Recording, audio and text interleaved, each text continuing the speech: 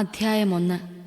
അബ്രാഹത്തിന്റെ പുത്രനായ ദാവീദിന്റെ പുത്രൻ യേശുക്രിസ്തുവിന്റെ വംശാവലി ഗ്രന്ഥം. അബ്രാഹം ഇസഹാക്കിന്റെ പിതാവായിരുന്നു. ഇസഹാക്ക് യാക്കോബിന്റെയും, യാക്കോബ് യൂദായുടെയും സഹോദരന്മാരുടെയും പിതാവായിരുന്നു. താമാറിൽ നിന്ന് ജനിച്ച പേരസിന്റെയും സേറായുടെയും പിതാവായിരുന്നു യൂദ. പേരസ് ഹെസ്രോന്റെയും, ഹെസ്രോൻ ആരാമിന്റെയും പിതാവായിരുന്നു. ആരാം അമീനാദാബിന്റെയും, അമീനാദാബ് നഹ്ഷോന്റെയും, നഹ്ഷോൻ സൽമോന്റെയും പിതാവായിരുന്നു. സൽമോൻ റാഹാബിൽ നിന്ന് ജനിച്ച ബോവാസിന്റെയും, ബോവാസ് റൂത്തിൽ നിന്ന് ജനിച്ച ഓബദിന്റെയും, ഓബദ് ജസ്സയുടെയും, ജസ്സെ ദാവീദ് രാജാവിന്റെയും പിതാവായിരുന്നു. ദാവീദ് ഊറിയായുടെ ഭാര്യയിൽ നിന്ന് ജനിച്ച സോളമന്റെ പിതാവായിരുന്നു. സോളമൻ റഹോബോവാമിന്റെയും, റഹോബോവാം അബിയായുടെയും, അബിയ ആസായുടെയും പിതാവായിരുന്നു.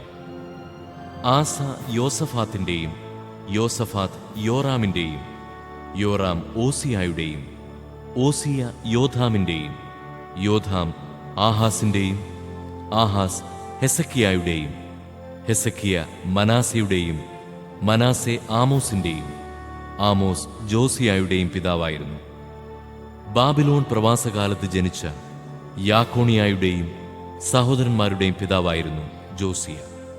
യാക്കോണിയ ബാബിലോൺ പ്രവാസത്തിനു ശേഷം ജനിച്ച സലാത്തിയേലിന്റെയും, സലാത്തിയേൽ സൊറോബാബേലിന്റെയും പിതാവായിരുന്നു. സൊറോബാബേൽ അബിയൂദിന്റെയും, അബിയൂദ് ഏലിയാക്കീമിന്റെയും, ഏലിയാക്കീം ആസോറിന്റെയും, ആസോർ സാദോക്കിന്റെയും, സാദോക്ക് അക്കീമിന്റെയും, അക്കീം ഏലിയൂദിന്റെയും, ഏലിയൂദ് എലയാസറിന്റെയും, എലയാസർ മഥാന്റെയും, മഥാൻ യാക്കോബിന്റെയും പിതാവായിരുന്നു. യാക്കോബ് മറിയത്തിന്റെ ഭർത്താവായ ജോസഫിന്റെ പിതാവായിരുന്നു. അവളിൽ നിന്ന് ക്രിസ്തു എന്ന് വിളിക്കപ്പെടുന്ന യേശു ജനിച്ചു. ഇങ്ങനെ അബ്രഹാം മുതൽ ദാവീദ് വരെ 14, ദാവീദ് മുതൽ ബാബിലോൺ പ്രവാസം വരെ 14, ബാബിലോൺ പ്രവാസം മുതൽ ക്രിസ്തു വരെ 14 തലമുറകളാണ് ആകെയുള്ളത്.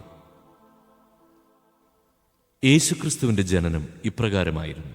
അവന്റെ മാതാവായ മറിയവും ജോസഫും തമ്മിലുള്ള വിവാഹ നിശ്ചയം കഴിഞ്ഞിരിക്കെ അവർ സഹവസിക്കുന്നതിന് മുൻപ് അവൾ പരിശുദ്ധാത്മാവിനാൽ ഗർഭിണിയായി കാണപ്പെട്ടു. അവളുടെ ഭർത്താവായ ജോസഫ് നീതിമാനാകയാലും അവളെ അപമാനിതയാക്കാൻ ഇഷ്ടപ്പെടായികയാലും അവളെ രഹസ്യമായി ഉപേക്ഷിക്കാൻ തീരുമാനിച്ചു.